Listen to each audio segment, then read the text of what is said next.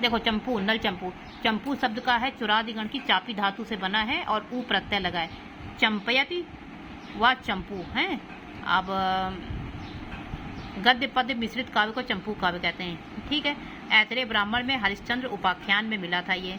और लौकिक संस्कृत में गद्य शैली का सर्वप्रथम स्वरूप क्या है? हरिशेन की समुद्रगुप्त। ठीक है, उसमें मिला था ये। चंपू काव्य का सर्वप्रथम 10वीं शताब्दी में त्रिविक्रम भट्ट द्वारा जो लिखा गया चंपू काव्य। नल चंपू 915 में, यशस्वी चंपू 959 में और रामायण चंपू 1018 में। ठीक है। और भोजराज प्रबंध है ये 11वीं शताब्दी में। उदय सुंदरी कथा 1060 में। ठीक है। और पूर्व देव चंपू 13वीं शताब्दी में, पूर्व देव चंपू 13वीं शताब्दी में, उदय सुंदरी 1060 में। अब आता छविनाथ त्रिपाठी एक हैं डॉक्टर, वो कहते हैं कि कुल 245 चंपू काव्य हैं। ठीक। रामायण पे आधारित चंपू 18 हैं, महाभारत पे आधारित 22 हैं और पुराण पे आधारित 25 हैं। ठीक। हाँ, अब आता है कवि का परिचय। नल चंपू या दमयंती कथा कहते हैं। ठीक है। जो त्रिविक्रम भट्ट है ये शांडिल गोती ब्राह्मण थे। नेमादित्य देवादित्य इनके कौन थे? इनके पिताजी थे और इनके पितामह श्रीदत्त थे। ये हैदराबाद के मान्यखेट राष्ट्रकूट वंशी इंदिरा तृतीय के सभा पंडित थे। इंदिरा तृतीय ने पट्टबंध के उत्सव पे बहुत सारा दान दिया था और जिसको लिखने वाले प्रशस्ति लिखी थी त्रिविक्रम भट्ट ने। ठीक है। त्रिविक्रम भट्ट केवल इंदिरा तृतीय के ही नहीं बल्कि कृष्णराज के भी सभा पंडित होना प्रतीत होता है। त्रिविक्रम भट्ट की रचनाएं दो थी, मदालसा चंपू और नल चंपू। ठीक है। मदालसा चंपू में कुवलयास और मदालसा है और मार्कंडेय का अध्याय 18 से 21 तक में ये मदालसा का उपजीव मिलता है। ठीक है। नल चंपू ये महाभारत के वन पर्व से लिया है, नलोपाख्यान से। अब इसमें 63 पात्र हैं। नल चंपू में 63 पात्र हैं जिसमें 33 आदमी हैं, 29 औरतें हैं। 33 आदमी, 29 औरतें और एक किन्नर है। ठीक है। अब इसका जो उपजीव है महाभारत का वन पर नलोपाख्यान। ठीक है। 13वीं शताब्दी के चंडपाल की एक विषम पद प्रकाश टीका है। तो ये इसकी नल चंपू की बहुत प्रसिद्ध टीका है। ठीक है। बाण के शब्दजाल और सुबंधु की श्लेष में पद विन्यास से बहुत ज़्यादा प्रभावित हुए थे यही नल त्रिविक्रम भट्ट। और इसमें मुख्य है विप्रलम्ब श्रृंगार। कल्पना के कारण ही त्रिविक्रम भट्ट को यमुना त्रिविक्रम कहते हैं। त्रिविक्रम जो भट्ट हैं इन्होंने परिसंख्या, विरोध, अनुप्रास, यमक और इनके तो कवि सम्राट थे। परिसंख्या, विरोध, अनुप्रास, यमक और इसके कवि सम्राट थे। परिविनियम ये चंद्रवंश के राजा थे। कौन? यही नल चंद्रवंश का। अब आ रहा है, सबसे पहले आ रहा है कि नल दमयंती। ठीक है। अब आता है मंगलाचरण है, दमयंती कथा। इसका शिव की वंदना की गई है, शिव की वंदना की गई है। जयति गिरु सताया काम संताप वाही सुरसी रस निषेक चंद्रमौली हैं तदन च विजयंते कीर्ति भाजाम कवीन असदविदा बिंदुना वारंगना। यानी भगवान चंद्रमौली की चंद्रवंश के राजाओं में शिरोमणि नल है। मतलब ये श्लेष के माध्यम से दो, एक तरफ भगवान शिव का कह रहे हैं, एक तरफ नल का कह रहे हैं। ठीक है। गिर सुताया यानी पार्वती और दमयंती, चंद्रमौली यानी भगवान शंकर और चंद्रवंश में उत्पन्न नल। ठीक है। अब इसमें मालिनी छंद है, नन्मा युतेय मालिनी भोगलौके। अब दूसरा इन्होंने कहा है जयति मधु सहाय सर्व संसार वली जनन जठर और कोवपी कंदर्प देव। ठीक है। जयति तरुण रोषित लोचना या कामदेव की इन्होंने क्या की? मंगलाचरण किया है। कामदेव का विशेषण इसमें क्या है? मधु सहाय सर्व संसार वल्ली जठर कंद है अपांगो तसंग और संचिता नाम। ठीक है। तो मधु सहाय सर्व संसार वल्ली और जठर कंद सब कामदेव के विशेषण है, कामदेव का। अब तीसरे में इन्होंने सरस्वती नदी और सरस्वती देवी की वंदना की है, यानी वाणी और नदी। अगांधम परिस्पुंद विबुधान मंदिरम वंदे रसांतम श्रवणा सारस्वतम वहता। ठीक है। तो अब आता है चौथा, प्रसन्ना कांति हरण्यो नाना श्लेष विलक्षणा। अब भवंती कस्य पुण्य मुखे वाचा गृह स्त्रिया, यानी वाणी और स्त्री के बारे में बताया है। ठीक है। कि ये कहते हैं इसकी विशेष श्लेष में दक्ष हैं और आलिंगन विधियों में बहुत जो चतुर स्त्रियां हैं, तो वाणी और स्त्रियां। अब आता है किम कवेस्तेन काव्येन किम कांडेन धनुष्मता परस्पर हृदय लग्नम गुणत यदच्छा, यानी काव्य और बाण के बारे में। कांडेन माने बाण, धनुष्मता माने धनुर्धारी। अब आता है छठवा, अप्रगल्भा पाद न्यासे जननी राग हेतवा अन्य के बहुल आलापा कवियो बालक के लिए कहा है। इसके बाद इनने कहा है कि अक्षरमाला वृत्ता कुशान विग्रह ब्राह्मी दौर्जनी, यानी कि दुष्ट की गोष्ठी और विद्वानों की संगोष्ठी के बारे में बता रहे हैं। अब इसमें बता रहे हैं 8वें में रोहणम सुक्तम वंदे वृंदे विपश्चिताम यंच मध्यो नीचे कांचो उच्च मणिता, यानी कांच और मणि के बारे में बता रहे हैं। ठीक है, जैसे विद्वानों के समूह में विद्वान वृंद हैं और वैसे कांचों में कांच, ठीक है, मणियों में। अत्रिजात से मूर्ति शशिना सज्जन से चा क्वासा व अत्रिजात से तमसो दुर्जन से चा। ठीक है, और अब बताते हैं कि क्या कहते हैं कि काव्य और भृगु में सर्वथा सुर संबंधम काव्यम यो न अभिनंदति, काव्यो ये न अभिनंदति। ठीक है, परिविनियम है त्रिवंका भट्ट का प्रिय अलंकार। अब आता है क्या, सुदूषणापि निर्दोषा सखर अपि सुकोमला नमस्तस्य रम्या रामायणी कथा, यानी खरदूषण से युक्त होने पे भी वो कथा निर्दोष है, रम्या रामायणी कथा है और सबके लिए प्रणाम करने योग्य है। ठीक है, अब आता है व्यास क्षमाभिताम श्रेष्ठो वंद्या हिमवान्ना दृष्टा गौरी दिशा येन भवे विस्तार भारता, व्यास और हिमवान के लिए कहते हैं। अब आता है कि विशाल महाभारत की रचना जिसने की थी और विकसित स्तनों वाली स्त्रियां दो श्लेष के माध्यम से सबंग श्लेष कर्णांतम विभ्रम भ्रांत कृष्णा अर्जुन विलोचना करोति कस्य न आह्लादम कथा कांतेव भारती। ठीक है, कथा है कांतेव भारती। अब आता है कि शश्वत बाण द्वितीय नमदा धारणा धनुष्मतेन गुढ़ाड़ियन निशेषतो रजितो जना है, यानी वाल्मीकि व्यास गुणाण बाण इनकी प्रशंसा की है। ठीक है, अब आता है ये इत्थम काव्यम, ये है और क्या है, वाचो वाच विवेका विक्लवा और क्वह किला सर्वथा किला वकाश अथवा सर्वसहा सूर्या, यानी कि सर्वजन विद्वान जो लोग हैं वो सब कुछ सहन कर लेते हैं। वाचा कठिन्या भग्न श्लेष विशेषता न उद्वेग कर्तव्यो न यस्मान नेको कवे रसा, क्योंकि सबंग श्लेष के माध्यम से इन्होंने कवि की वाणी को कठिन बन जाती है। उन्होंने कहा कि क्योंकि कवि के लिए केवल एक ही रस है, कवि के लिए कौन सा रस है, केवल एक ही रस है। अब आता है काव्य से आमृतायते कोमलाय से च बंधन अविशेषेण रसो अपि अदृश्य भवतः। ठीक है, अब इसके बाद सांडिल वंश में उत्पन्न अब ये आता है वेति विषंभरा भारम जानन्ति गुणान्वितम तद्विदाम वेति विषंभरा भारम गरिमा अस्म्यम, गरिमा मूलक, यानी क्योंकि विश्व का भार सहन करने वाली केवल पर्वतों को ही गरिमा मूलक भार को जानती है, यानी विश्व का भार धारण करने वाली पृथ्वी ही पर्वतों के गरिमा मूलक भार को वहन कर सकती है। ठीक है, अब तेषाम वंशे विषय असना वंश देवादित्य में के बच्चे, मतलब ये पैदा हुए श्रीधर के पुत्र और बुद्धि वेद विद्या इनके ज्ञाता कौन, देवादित्य पैदा हुए और उनसे क्या हुए, तय आसमान गुणे विलोक्य तलीकम तस्माद गुणों सुतो जातो जाड्यम त्रिविक्रम भट्ट, उन्हीं की जड़ता से भाजन में त्रिविक्रम भट्ट नामक बच्चा पैदा हुआ हूँ। ठीक है, अब ये आता है सो अहम हंसा तुम मोहाक बद्ध दृष्टि बंधीकृत विदिशामी कवि वृंदावन कार्य तुम, यानी कवि वृंदावन का, यानी कवि समूह में अग्रगण्य में पैदा हुआ। अब आता है भग्न श्लेष कथा दुष्करा कृता मया दुर्संग तुम्भो बहु भंसमा पति, यानी क्या क्या कह रहे हैं कि कवि सभंग श्लेष से युक्त कथानक से रचना करते हुए मैंने मानो दोनों बाहों से दुस्तर समुद्र को पार करना प्रारंभ कर दिया।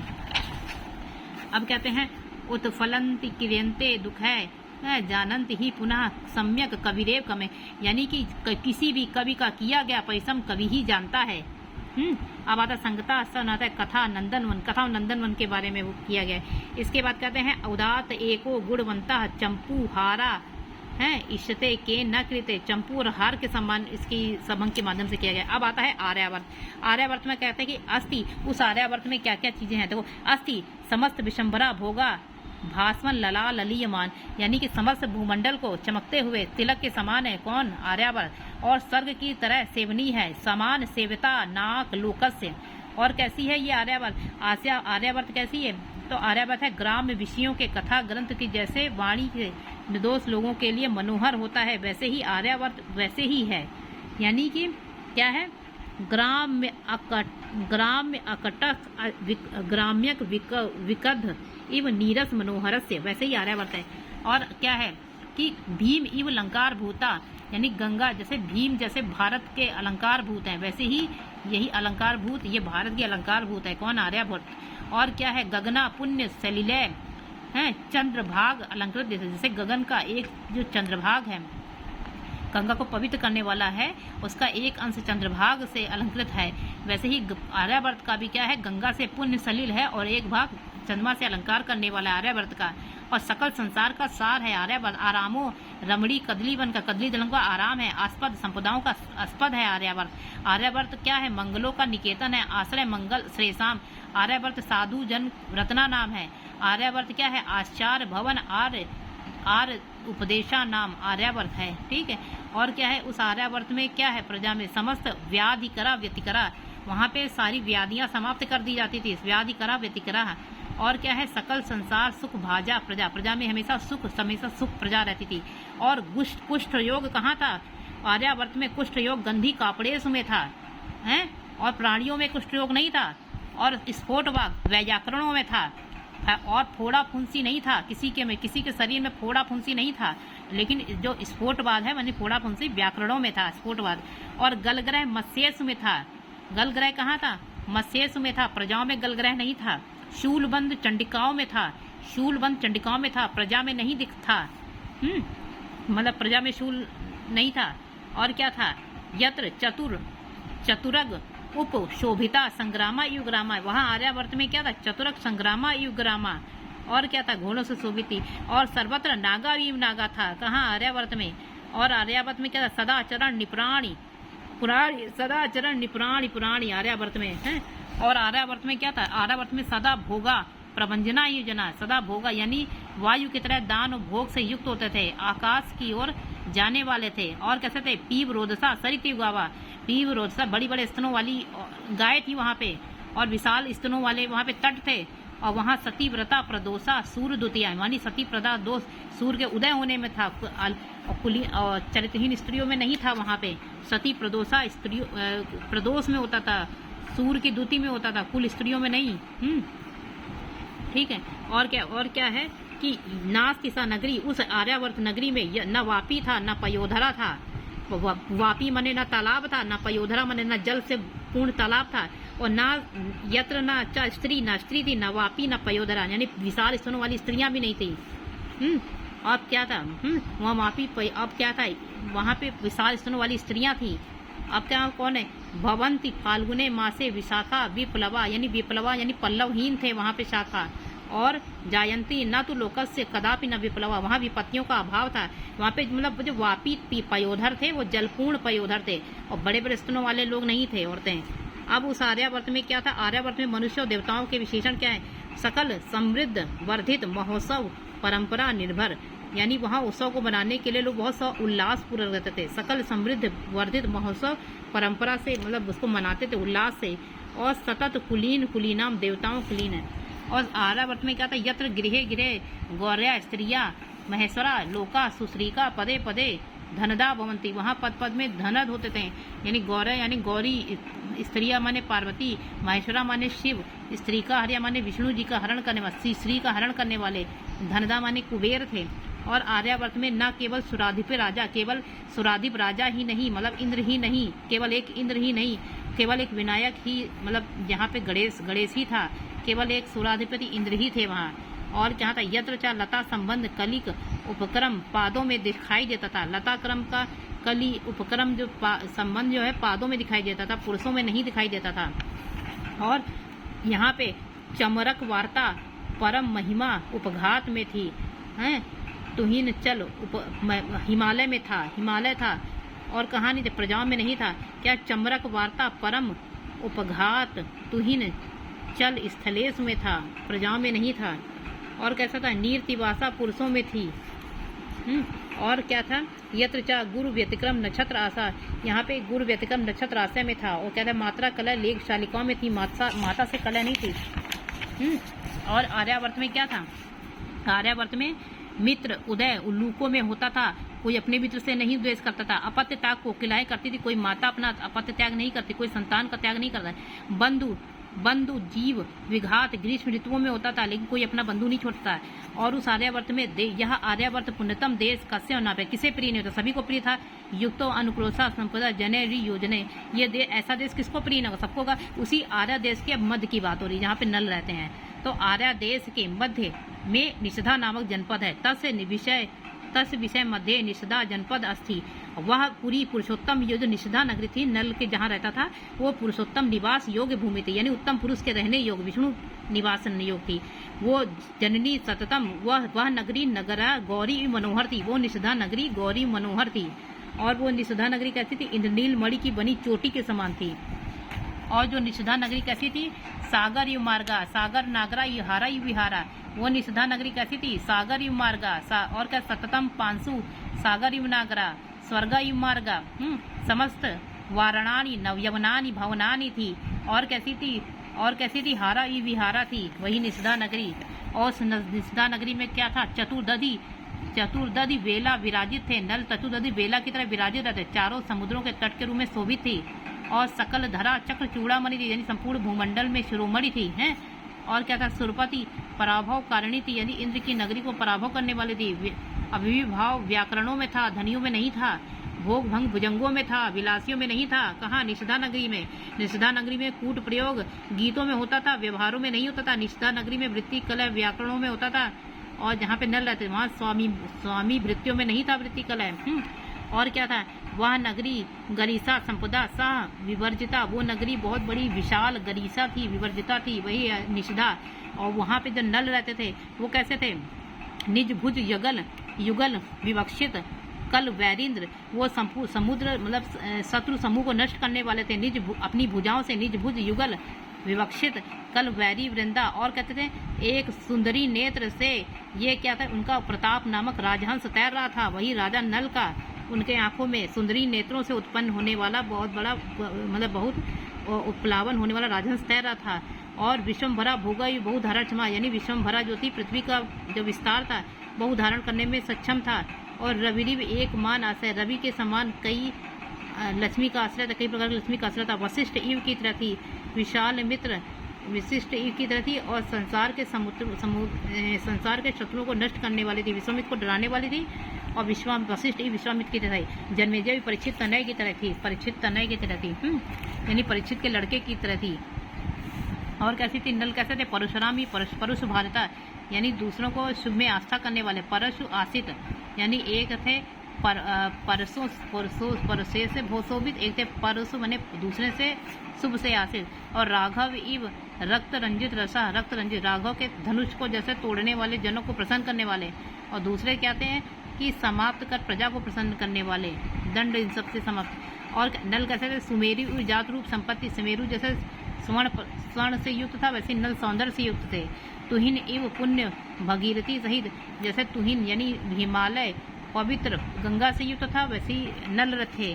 आदर्शो दर्शा नाम, नल कौन से? आदर्शो दर्शा नाम, आचार सौरशाली नाम, उपदेशा शास्त्र से, अपश्चितों विपश्चिताम, विद्वानों में सर्वश्रेष्ठ। आचार सौरी नाम, विद्वानों में सर्वश्रेष्ठ। अपश्चिता त्याग, यानी सर्वश्रेष्ठ थे, हैं। और आचार त्यागियों में सर्वश्रेष्ठ थे नल। और आचरम चतुर्याणाम, चतुर मतलब उपदेश देने में चतुर थे। और श्रीनिवासेन के सुनु थे, हैं। और संयम श्रृंखला के समान थे, संयम श्रृंखला के जैसे थे, बंधन श्रृंखला के जैसे थे। क्या है? राजलक्ष्मी रेणु व चापलम संयम श्रृंखला।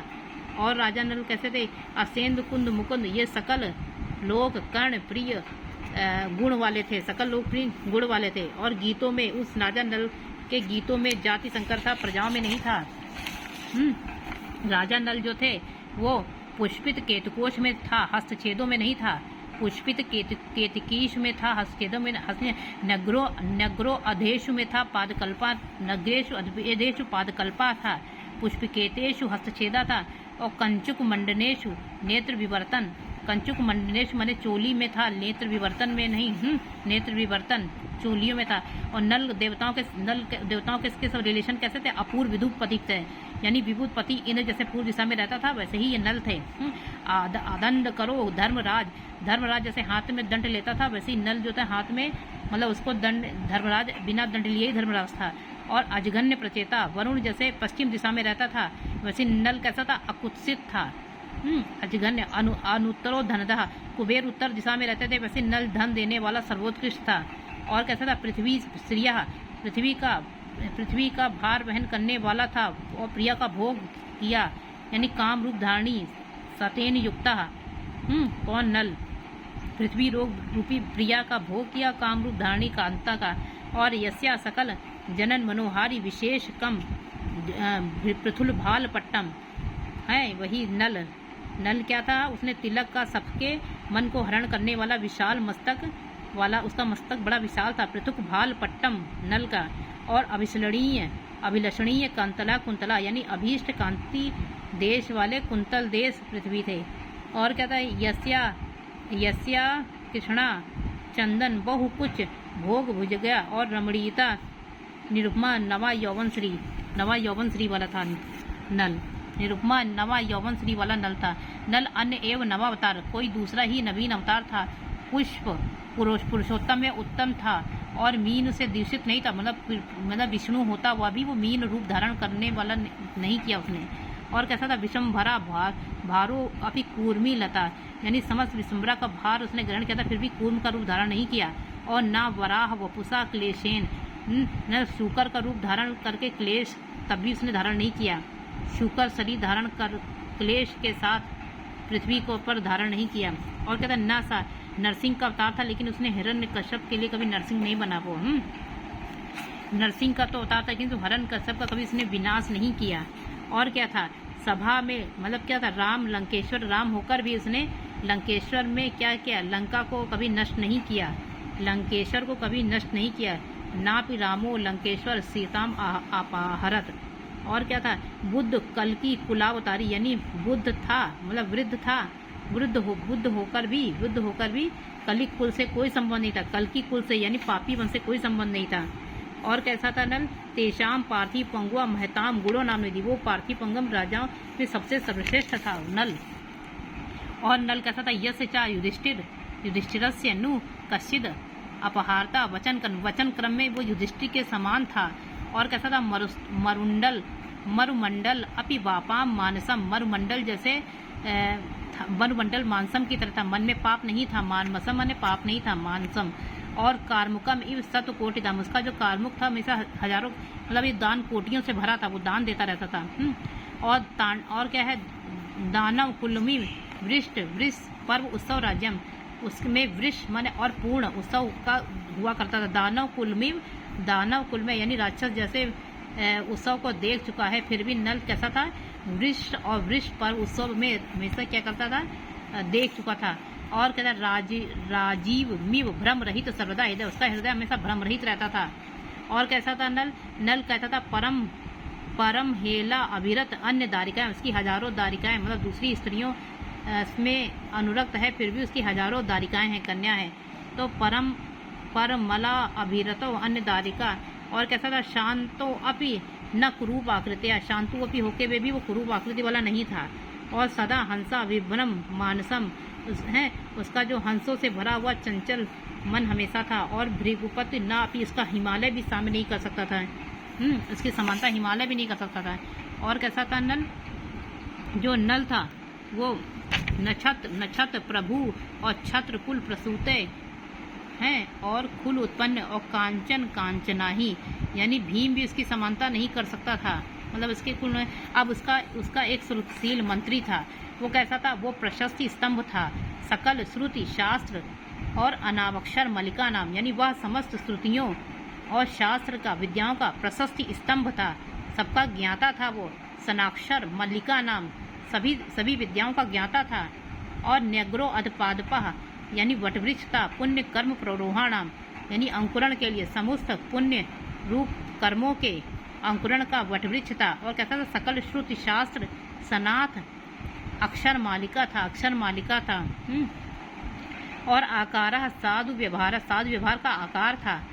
और कहीं यानी साधु।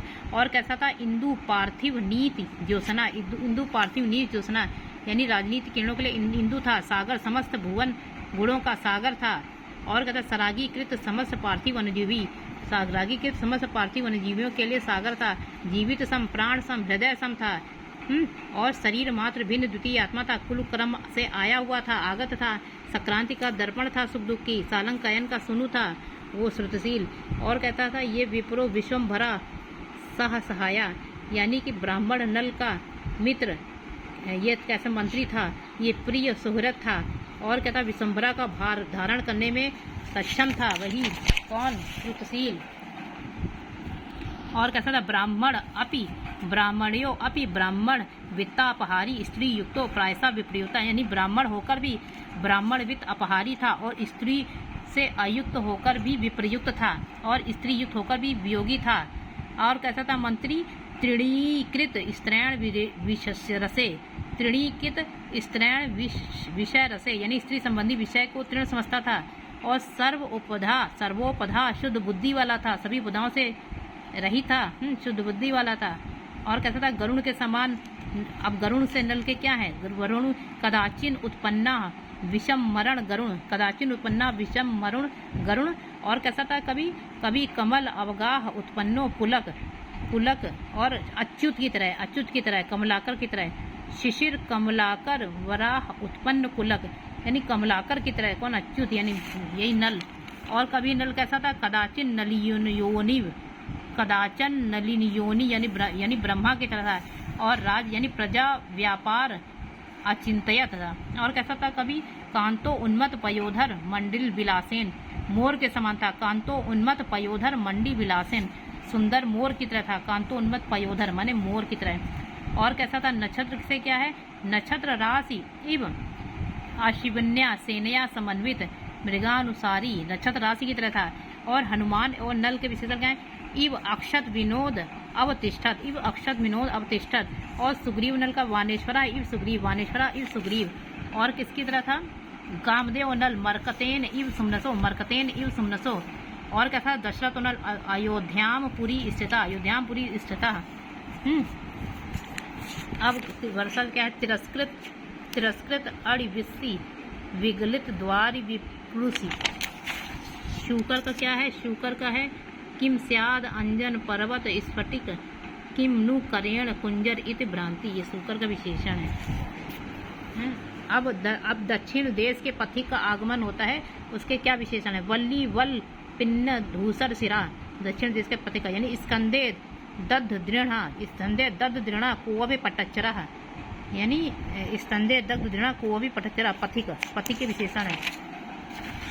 अब ये पथिक बता रहा है कि कावेरी भूमि के तट पे जो भूमि है उसी के पास में श्रीशैल पर्वत गया था। जो श्रीशैल पर्वत है ये कैसा है, ये अपहृत सी कैलाश्री, यानी रमणीयता के कारण कैलाश की शोभा को समाप्त करने वाली, त्रिपुर पुरंध्री रौद्र तिलक हरिणा, त्रिपुर परंधी लोक धृण हरिणा, सिंदूर के तिलक को समाप्त करने वाली शूलधारी भगवान शंकर से अलंकृत है। और वहीं पे गोदावरी के तट के पास स्कंददेव कार्तिकेय का मंदिर है, कार्तिकेय का, ये पथिक कह रहा है, दक्षिण वाला पथिक है। और वहीं पे दर्शन करने गया था। तो पथिक द्वारा दमयंती के सौंदर्य की विशेषता है, क्या बताता है पथिक दमयंती वाले, किम लक्ष्मी, क्या लक्ष्मी थी, स्वयं आगता मुरारी इव मुरारी रिपो देवस्य वक्ष, जैसे स्वयं आकर भगवान मुरारी के वक्ष स्थल को जैसे आकर के मार करके जैसे उसका वो मतलब पति वो हो गई हो।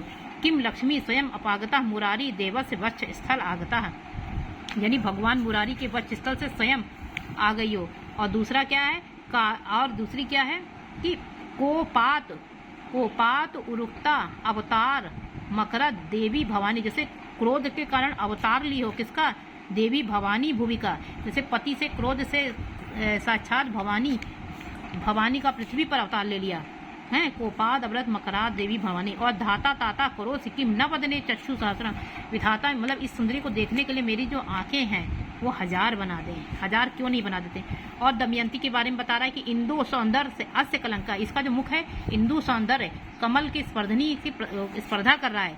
और कालिंद्या कुंतल ताली तुल्यति, ऐसा लग रहा है कि बाल यमुना संतुलित हो रहे हैं। और यस्या किम श्लाघते सुभग गुण निधे जयत युवजन उन्माद यौवन श्री, उसका क्या करेंगे मतलब कि युवकों की जो हृदय में जैसे उन्माद कर रही है, वो कामदेव की वैजंती है, कौन, वही दमयंती महाराज।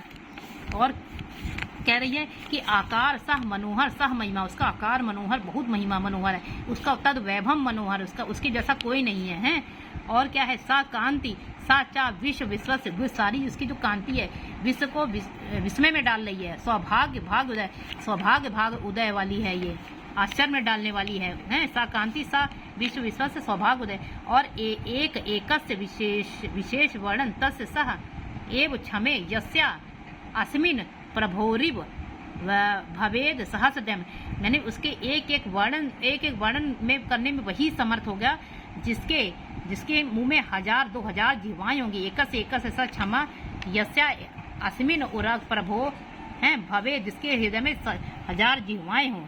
अब क्या कहता है कि दमयंती, अब उधर दमयंती को भी एक बता रहा है उत्तर का पथिक कि उस राजा के बारे में, उसके बाद तब दमयंती कहती है नल के बारे में कि ते धन्या नेप तनेशा कंदर्प सदृशो दया, वे आंखें धन्य हैं जिसने उस कंदर्प सदृशा, उस कंदर्प सदृश कामदेव को मुस्कुराते, मतलब नल को, दो भुजा वाले युवक को देखा हो है। तो पथिक कहता है कि इन दोनों का मिलन, नल और दमयंती का मिलन होना चाहिए।